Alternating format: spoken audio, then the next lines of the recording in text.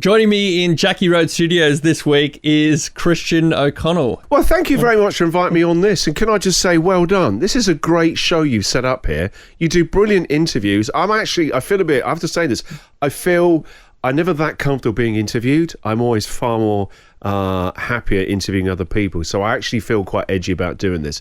But I'm glad that it's in my studio where I normally do the radio. We're at your home ground. Yeah, but I have offered, just so you know, I have offered that Jack sit here and I'd be in that chair. But he still let me have my throne. Well, I noticed you were even directing how the interview could go. As you know, we just did the show. We just finished the show this morning. Sorry, yeah. I was like, oh, well, maybe we'll borrow a bit of like what's in your podcast now and use that format. And you're like, yes, I'll do one and you do one. I tell you what, why don't you all keep a tab how many questions I ask Jack, because I will forget that I'm supposed to be your guest. So please just remind me that I'm your guest during the show. Yeah, well, maybe it's because you're in that seat. You're in the primo seat that you sit every morning. Well, not really primo. Have you seen it? It's just a cheap office chair. There's nothing primo about this. No, but you're all cheap screens. I feel like you're always a little bit higher than me. Your microphone is a better quality microphone. Yeah, that's by design. Yeah. Now, I used to have the intro song for the podcast, which was a guest can bring in a song and then we use that song to kick off the start of the questions. Then YouTube was getting iffy with the copyright laws. But I know you were going to choose Bruce Springsteen. Yeah, I was going to go Born to Run, yeah. Even though we can't hear it, I'd love to ask you about him. What qualities do you think you share with Bruce Springsteen? Good opening question, right? Wow. I think it would be slightly arrogant for me to put myself in any category with one of the greatest songwriters and singers of all time. What does he mean to me? That's not what I asked. I can't answer that. Well, say actually, Springsteen and I are very similar. This feels like you're trapping me. Okay. You're going to clip this and put it up as the only bit that people see in your Instagram feed. They go, get a load of this English DJ, thinks he's Bruce Springsteen. Okay, what does he mean to you? Where's the softball questions I was promised? What does he mean to me? I mean, it's like anyone who's your favourite artist. They have a special place in your heart. Springsteen, I was introduced to when I was very young, like 7 or 8. My mum was a massive Springsteen fan. My mum was really into music. She played a lot of vinyl, Motown, rock and roll, Bob Seger, Bruce Springsteen, Bob Dylan, Simon & Garfunkel. My mum had really cool musical taste. And so, but Springsteen was like this noise, a rock and roll, this tremendous energy. It just seemed to be in our tiny little house that I grew up in, and he just seemed to be cool.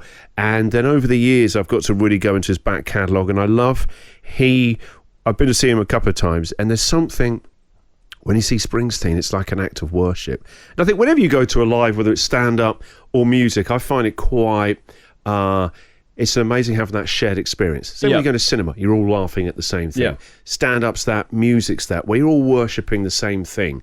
You know, we live such divided lives now. It's amazing when you still come together, what you share in that moment. And there's something about Springsteen. You see what it means to him to serve us, the audience, 3.5 hour shows.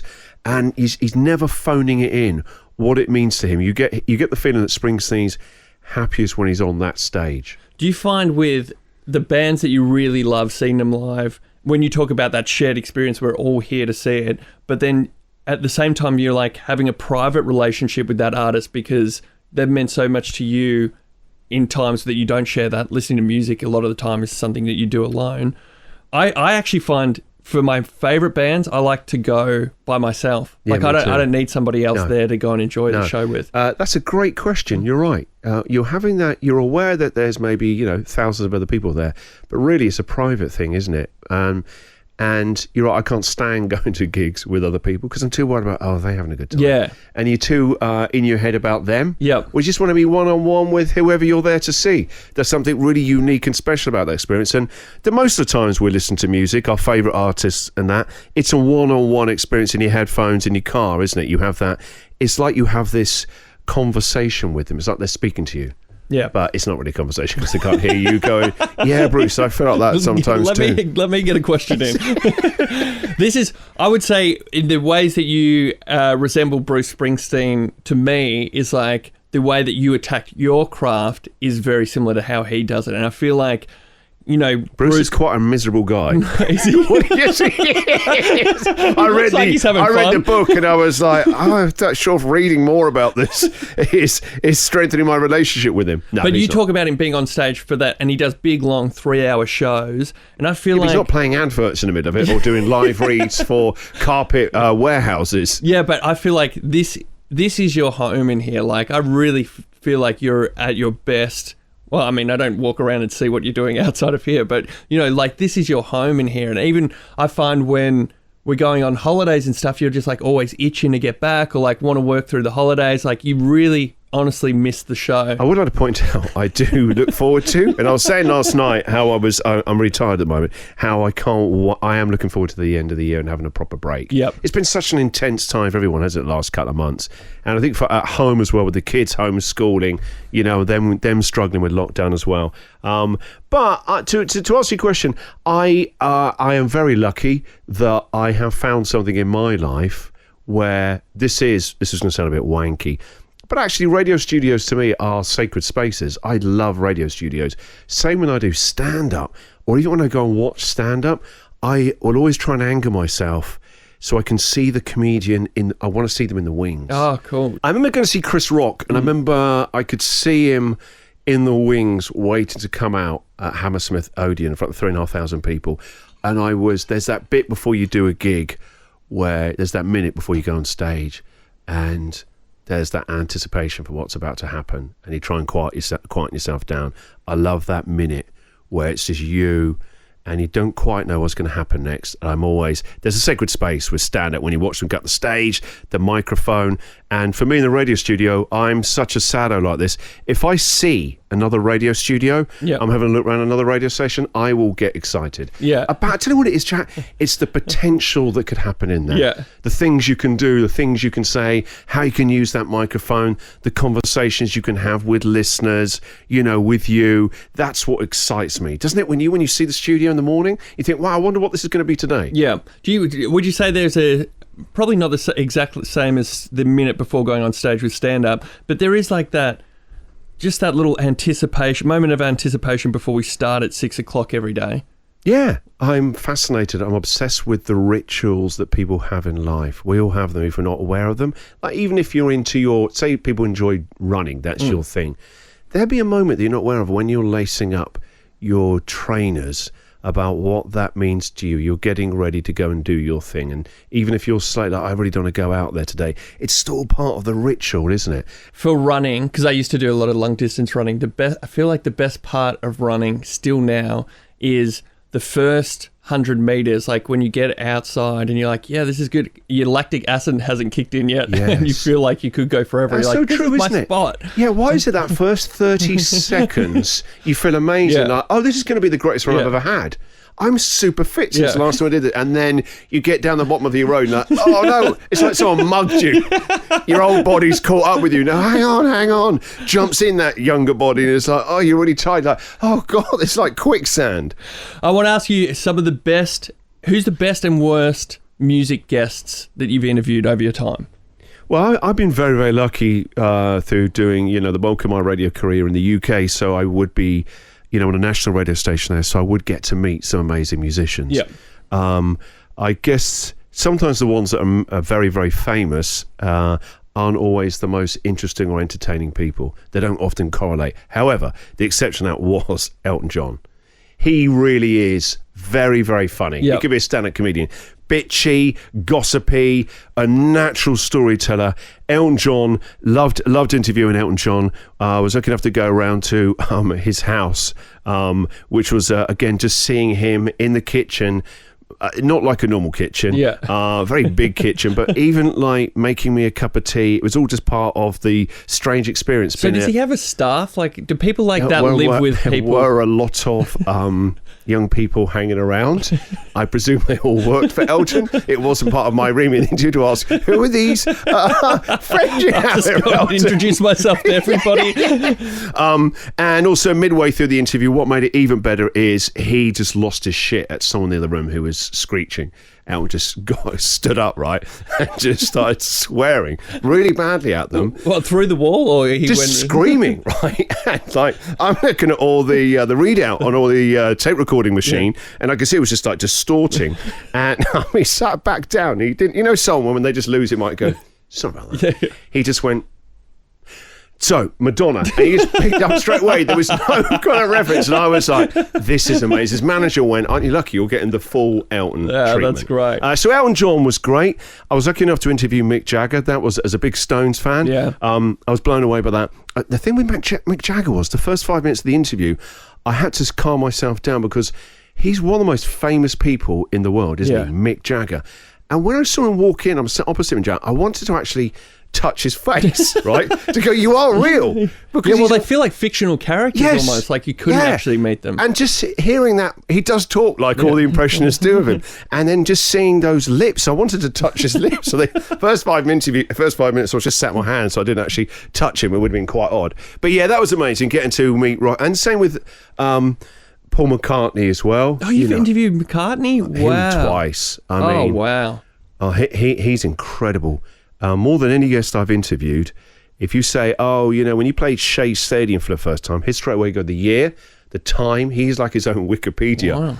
And I accidentally made some slight mistake, and he went like this: edit this out, edit point 1, and he started to... Pause for edit. No. It really was like that. I found it quite unsettling at times. He was editing the interview as we went along with footnotes for the editor. Take this bit out here. Shea Stadium I met Linda at Shea Stadium, and so it was quite a strange interviewing, but that was amazing. Yeah. So I would say I've been blessed with some of them. In terms of the ones I've really, really, really enjoyed, Elton would be there. Yeah. Noel Gallagher, Bono. But I tell you what, because they're very, very interesting people, and they're natural storytellers. And then, I mean, you don't have to say who the worst is, but who surprised you and how difficult they were? The worst one I ever did, it was a live interview, and I was so irritated about what a pain in the backside they were. And I could see, where I sit in front of all the text messages coming in. I want to see what they like, what they don't like. And I could see people texting and going, this is awful, what's wrong with him, like that. And I actually just lost the plot. I actually just snapped at this person and said, do you not want to be interviewed? This While is you're really, on air? Yeah. I know, you're getting scared who is now. it? Can we know or no? Someone who had a hit. I won't name them because I'm a pro. Someone who had a hit with the song, I Believe in a Thing Called Love. Oh, really? Yeah. Oh, what a shame. Years before that, when I was on a different radio station, XFM, Yeah. They launched their album on my show. We did a live breakfast show from a music venue, right. And they did 5 songs. That debut album, The Darkness, oh my God, brilliant, fun up rock and roll thing. They did 5 songs live. They were brilliant, great band live, and they launched their album that day. It was out. They did the gig in the morning. They're one of their songs. We just presumed that they would obviously not swear. Get your motherfucking hands off my woman. And I just thought they're not going to do that because it's 10 past 8 in the middle of the school run. No, they started with that. I was just that thing, where you're like, I can't interrupt this. I don't want to be that square in the movie. It's like, hey kids, stop this racket. I was just thinking, this could be the end of my whole career. No one complained. I don't know if it meant we had no listeners. A couple of years later, I was interviewed, many years later, and I guess they're just humans like the rest of us. He's probably just in a bad mood or tired one morning, and something happened. But it was a terrible first couple of minutes, and I was only trying to help him promote something. I wasn't trying to ask him hard questions or humiliate him anyway. That's not really what I do. I just kind of snapped and I said, do you not want to be interviewed? This is really hard work. And there was this, suddenly my whole team went, shat their pants off. What's he doing? And what did he say? One way to make a hard interview go worse is to almost ask the guy for a fight. And he went, I'm really sorry, actually. I'm really sorry. No, I do want to do it. And then we carried on, but it wasn't quite the same. It's like being told off by dad. Now we can keep going if you're on your best behaviour, all right?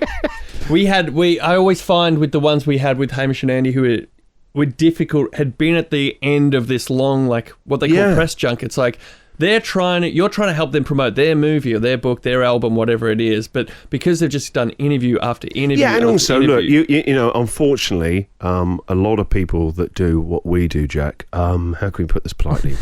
Morons. Lazy. And so you imagine having 18 of them interview throughout the day, and then someone else who they don't know who it is, they think, I'm just tired. Yeah. You're probably hungry. However, with this guy in point, it was the start of his day, so he can't use that excuse. No excuses. No excuse. So I love the podcast that you're doing at the moment. It's called Stuff of Legends. The first couple of episodes will already be out by the time this airs. Russell Brand, Hamish Blake, Ricky Gervais is still to come, Celeste Barber.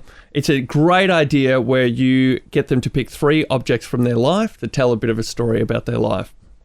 Can we do it a mini version of this today where I get you to just do one object? Yeah. So the idea is, it's quite interesting actually. I think that I've always been obsessed with the objects that really matter to us. It's not about how much they're worth, but they have this kind of strange meaning, and they're like little time portals. When you start to talk about whether it was this cheap wedding ring that I've got in my hand here, once you start talking about it, it unlocks. It's quite an interesting way to get to know somebody. So for people like Ricky Gervais, who I've been interviewing for 20 years, when I did it with him and he's talking about a tennis racket he had when he was 10 years of age and what that meant to him, and then he's talking about his life then and his mum and dad, it's more than the tennis racket. It's just a little way to unlock it. Yeah. So it's a great way to get these stories out of people, what they wouldn't normally do if they're on the promo circuit or interview circuit, and that wouldn't really come up on a chat show. So I love it. It is quite interesting. So if I was to pick one of the things that means a lot to me, it would be when I was a kid, one of the coolest toys to have was called the Evel Knievel stunt cycle. I know you love Evel Knievel. Yeah, I do. And this stunt cycle, you had your little toy Evel on his bike, and he's on this little thing, and you revved it up, okay, and then you let it go, and you could build ramps, and it was your own kind of mini Daredevil in the garden, Evel Knievel. That toy to me started my obsession with Evel Knievel. At home in my little small office, there's a framed black and white photo of Evel Knievel at Caesar's Palace doing one of his jumps. I know you went through a motorbike phase in your early teens. You said it like I was some sort of wild man. It was a 50cc, kind of like just crappy. It went about 30 k's an hour. But did that mean you wanted to take it off jumps? Did you ever build a ramp? No. I tell you what Evel Knievel was to me, right? And I'm still obsessed with him. Evel Knievel was all about, he actually wasn't a very good stuntman. Most of the times he would never do like jump the Grand Canyon or jump over, he came to London and he did try to jump over 12 double-decker red London buses. Yep. And I think he like fell into bus number 2 and like broke every bone. Actually, when you look at it, he was the shittest daredevil ever. But as a kid, for weeks you'd be wondering, is he going to do the jump? And so for me, I think it's like every radio show. Am I going to get to the side of the Grand Canyon? Probably not. And there might be some broken bones, but it's all about the anticipation, the rev up, and the audience going, yeah, will he do it? Yeah. It's all about, for him, it was all about, well, can I? It was like the journey, not the destination. Yeah. And that's all of our lives, isn't it? And that's to me with each radio show. It's all about, same with being a dad as well. So Evel Knievel to me, my Evel Knievel stunt cycle would be an object that meant a lot to me. And it's something you hear me go on about this a lot, about the it all being about the journey, not the destination. Yeah. I love that as an analogy. But isn't that life? Yeah. We all know how it's going to end up, right? But it's what you do in between, and those are the little departures and arrivals that you have throughout each individual day as well. Yeah. The only difference is if he doesn't make the jump, he goes to hospital. If we don't make the jump, no real skin off our nose. Nope. There's another 4 shows coming up this week. Tell me about the wedding ring. You grabbed your wedding ring when you said like little objects can remind us of different times in our life. This is a very cheap wedding ring, and I've been married 22 years. Edit point 1. Edit point 19. Tighten that up. I've been married, as I always know, 22 years. And but when I proposed to my wife, I wasn't in radio. Sorry. So you said to us this week that it's 22 years you've been in radio this year. So did you get married the same year that you did my whole your life first breakfast changed. show? Yeah. Wow. And do you know what the biggest thing about that was? Meeting my wife. You met my wife. Yeah. She literally kicked me up the backside into a radio. Why? Because you said, I would love to do that one day, but I never could. Yeah, and she said, what's stopping you? No one's going to knock on the door, and say, please, we've been waiting for you all this time, get on with it. And then I got married in May.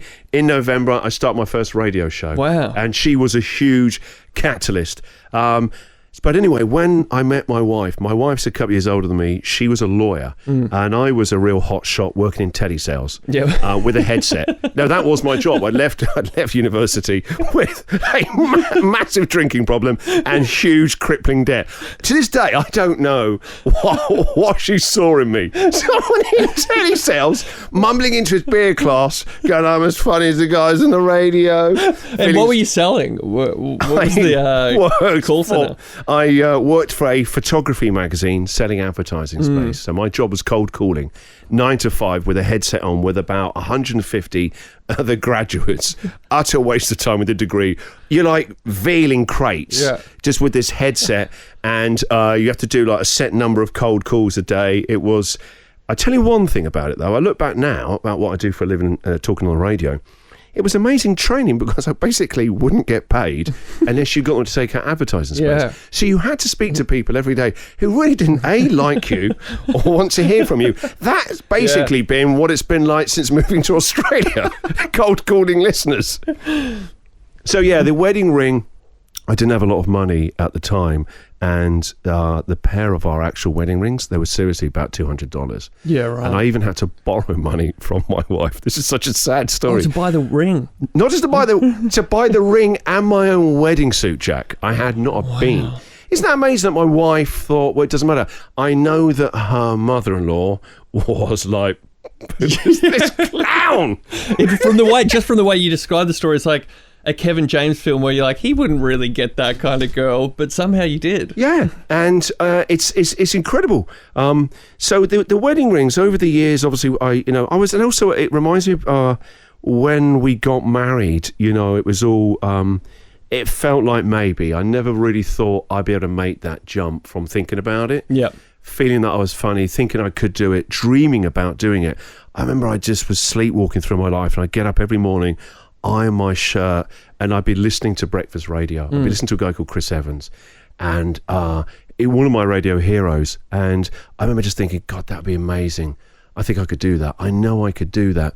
But not knowing how to go from that ironing board and this tiny little bed sit in South London, not knowing how do I get from here into a radio studio, felt like saying you want to be an astronaut and land on the moon. I didn't know how I was going to get to do that. So getting married and all of that, when everything seems so far away or even impossible, really, the wedding ring grounds me. And over the years, I do want to say that obviously I have had the means to upgrade these wedding rings. More than $200. $250, she's worth it. But we've always agreed, no way. They ground us to where we come from. And if you look at what a great thing to say after 22 years of marriage, you're both now living with 2 daughters the other side of the world. Yeah. It's incredible. So it's a grounding thing. Yeah. But again, dirt cheap wedding ring. And even as I hold the wedding ring up, can you see this lovely little watch I've got here? Yeah, why are you wearing a pink... Is that a baby G? Yes. This is my daughter's, and I can't do the radio show without a watch. And this morning I couldn't find my watch, so I grabbed hers. My wedding ring is... for a different reason, it's got a good story behind it, because when I first met Bianca, her family didn't really think much of me. And because... Why? You're a lovely, kind, sensitive man. You've got a clearly big heart. Oh, thank you. I think that's what she saw in me, but for whatever reason, I couldn't translate that to her parents. I guess you know what it is, and I'll be like this, Jack, as well, as a dad with 2 daughters. No one's ever going to be good enough. Yeah. And then think of it like this. No, that's a fact. I'm just saying it now. I want this documented. This is an announcement to any and that is all I'm going to suitors. say at the wedding speech. No one is ever going to be good enough. And then I'm going to drop the mic and walk off. I think what it also had built into it is Bianca and I met in New York. Her family still lives in the US. So what I represented is this guy, like skinny kid. I was only 23. And potentially getting Bianca to move halfway across the world. Like literally can't get many further places away from Florida where they live to Melbourne, Australia, in terms of flight time. So there was a couple of times where we went to visit them in Miami, and they unbeknownst to me at the time, I felt like there's a frosty attitude, but behind the scenes, they were trying to convince Bianca, like, he's not right for you should stay. Her dad lined up. How does that make you feel when you talk about that now? Because you've got such a lovely relationship with your wife. You're a lovely couple, so you feel safe now. But do you feel like, what could have happened? Yeah, definitely. And now I have a lovely relationship with my in-laws as well, thankfully. But and they think you're a lawyer. They don't know about the radio show.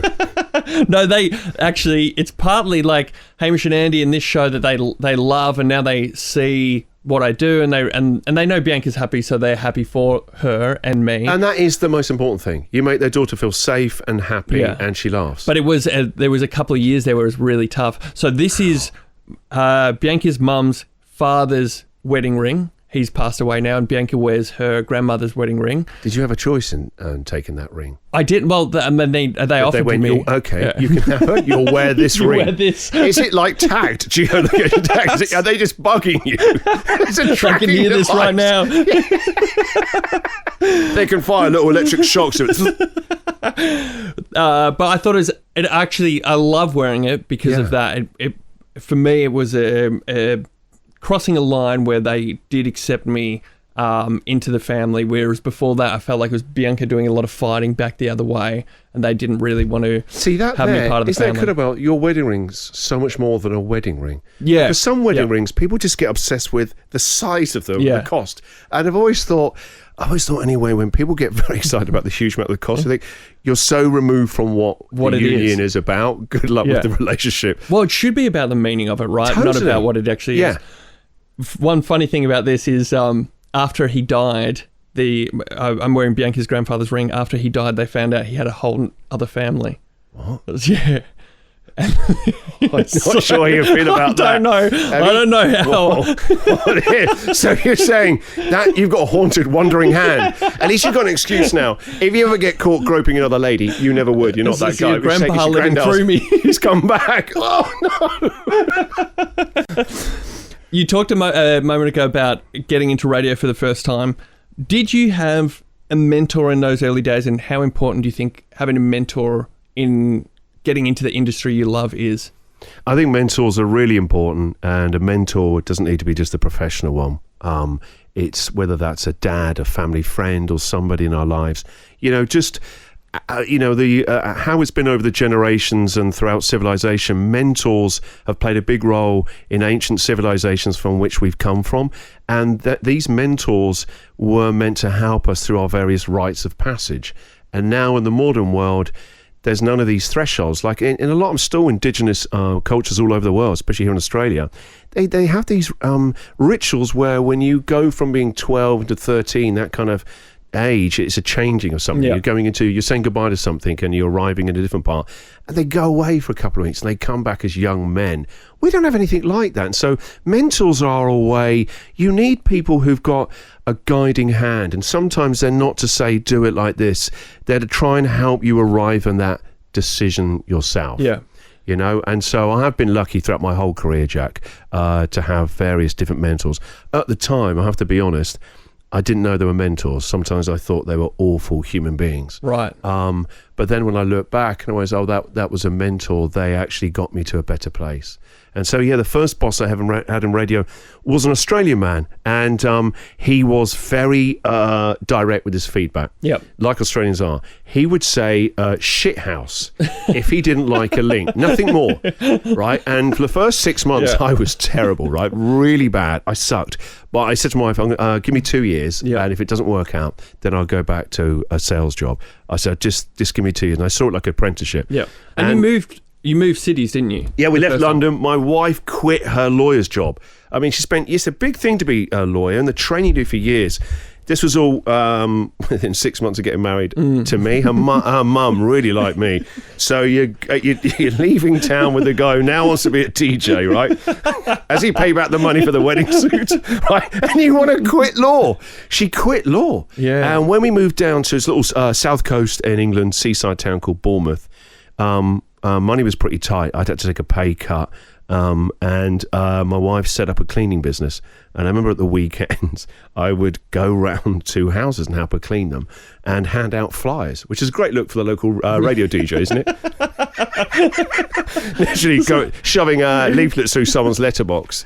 So I would consider, like, I feel very lucky in my life to have great mentors, and a great example is Hamish and Andy, and I fell into them when I was in my early 20s, and now I feel like I've just hit the jackpot again, falling into this position with you. And I think you, to be fair to yourself, you've deserved both of those opportunities. Hamish and Andy are lovely guys, but they don't run a charity. Yeah. In fact, if we're honest, they're the least charitable people we both know, right? Monsters. But no, they would have kept you on because you added something to their show. Yeah. And it's the same with you deserve the opportunity on this show. You're very, very good.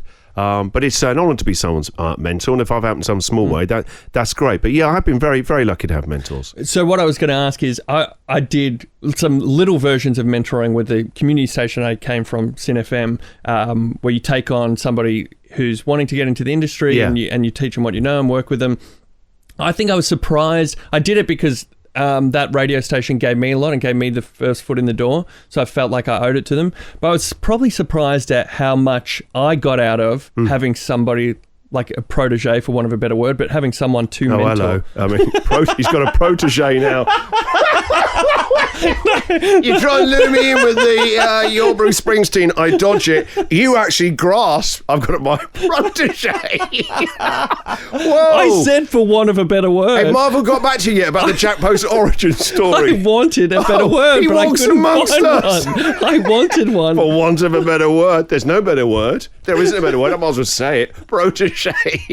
So you will be the next Jack Post. You are worthy. So I am your protege, whether you think of it like that or not. I hope you're not. Otherwise, it's more like a Frankenstein's monster up in the attic. My question is, do you get anything out of teaching people what you know?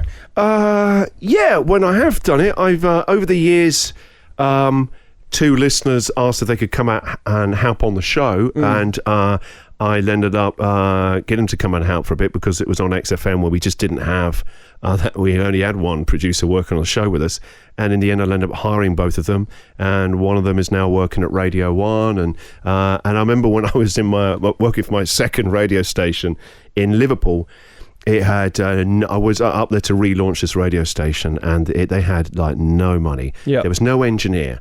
So the radio station would just go off air once a week, and I would have to ring a help desk in India, and I'd be by all the monitors and racks, and I'd basically have to mend a radio station, but in the middle of my own show. So you're just playing songs? No, just silence. Okay, sorry. Just like midway through a story, I go, yeah, and the other day, and they'll go, ooh. And I go, oh God, hang on, I had to ring up Raoul in India, and this would happen like once a week. But anyway, they had no budget, and I needed a sidekick. There was a woman who kept calling in called Lucy, and she would call in most shows, and she was really funny. And I rang her after one show one day. I went, listen, you're around in the morning. Do you fancy being my sidekick? And she had a proper job. She worked for a hospital. So I remember, and they weren't paying me a lot, I remember I paid her $50 a day to be my sidekick. Great. I'd start the show. She'd come in at 7, leave at 8:30 to go to her job. And for every morning for an hour and a half, she was my sidekick for about 6 months. Oh, what's she doing now? Do you still, have you caught up with her? She's still a charity fundraiser. Oh, that's great. Yeah, so, but in terms of do I get some mentoring? Yeah, I've been very lucky. I've always worked with quite small teams. When I came to Australian radio, I suddenly had more people working on a radio show than I've ever had. And one thing I've loved is, as much as when the show is up and running, it's my show, and a lot of the decisions, the last person to make the final call is me. That's the way I run it. But hopefully you've seen, I also enjoy the collaborative part of it as well. I love that. Yeah, this is a great team to work on. And so I guess... Thank you for agreeing to say that as well. I mean, I'm someone that didn't think Ellen was quite hardline enough with some of those team members there. I want to finish up the interview. No, we're done. What? Do you want to keep going? No, I just thought all these podcasts are... I mean, you've told me you've got a protege, and now you've got to run off. What, are you running a radio academy somewhere? Oh, okay, I'll ask you about, actually, I'm joking. Before we finish up, what was your impression of Australia before you got here, and then how do you think that's changed since arriving? That's really interesting. I'll tell you why. I am writing a book about the move here. Yeah. And the last 2 weeks I've been doing a couple of chapters about that. But so my first preconceptions of Australia came from watching a documentary called Neighbours. And Home and Away, and a movie called Crocodile Dundee. Now, I thought it was going to be very laid back here. Yeah. And also the Australians that I'd met and worked with, I've had 2 or 3 Australian radio bosses, lovely guys, love a beer, love a laugh, but very laid back. Yep. No time for like the rules and regulations that us British people love. And also the Australians that I've seen in London are always very relaxed and carefree. And now when I look back now, having lived here, I realise, of course they're like that. You're in one of the world's greatest cities, you're young, single and sowing your oats. Yeah. When I got here, I thought I'd be saying goodbye to rules and regulations. I didn't realise you actually like them more than us, guys, us Brits. I had to have a dog permit. Suddenly there was a problem with off and on leash dog parks. Yeah. In the UK, you just walk your dog. No, you can't just let them off anywhere. Why? Oh, I don't know. Maybe they'll run onto the road. Or... See, you sound like a British guy now, don't you? Maybe they'll run onto the road. So everything suddenly had a lot of rules and regulations. And also, it was the thing of being a fish out of water. Everything was so new in your life. Everything you've taken for granted that is there, from your local doctor, the dentist, how the Wi-Fi works, how the road system works. You just know that stuff via osmosis. You don't even remember learning it. You just got it all. Suddenly, when you come here, we couldn't step outside the house until having to Google everything. Where's this? Where's that? Yeah. And that's even before I got on air, Jack. Yeah. And we all know how the first couple of months went with that. The ratings went down, down. And then suddenly... there's posters of you everywhere, and you're an outsider, and you really are aware of the difference in your accent. Everything about you is different. Yeah. And radio's like that. Everyone says it's the most intimate medium, and suddenly I realised that actually there's a bit of a disconnect between me and the audience. Every time I speak, they're reminded I'm not from around there. How am I going to come and work through that? And also I'm aware that I dragged my wife and kids here. It's all on me. Yeah. In the UK, because I've been doing radio so long there, if I leave a radio station, there's always been other radio stations who would take me on the next day. Here, if I died here on my backside, no one's hiring me again. No, you're stinky then. I'm stinky. You've got to go all the way back there. So everything felt different. And then coming through the other side of that was something which has been one of the highlights of my whole life, where you go from being an outsider, arms crossed, you're not from round here. Who invited you? I remember actually getting an email saying no one invited you. And it's true. It's true. Yeah. I did think, when you read sometimes criticism, you go, yeah, that is true, actually. I invited myself. Why did I do it? I naively thought I'd be welcomed with open arms. Oh, this funny British guy. Yeah. He's like Hugh Grant on the radio, or maybe Bruce Springsteen. And it wasn't like that. And it was like, crikey, it was a real painful humbling. And it felt like all the rest of my radio stuff, I'd be built on a momentum and an acceptance from the audience, because I've been a big part of their lives for years.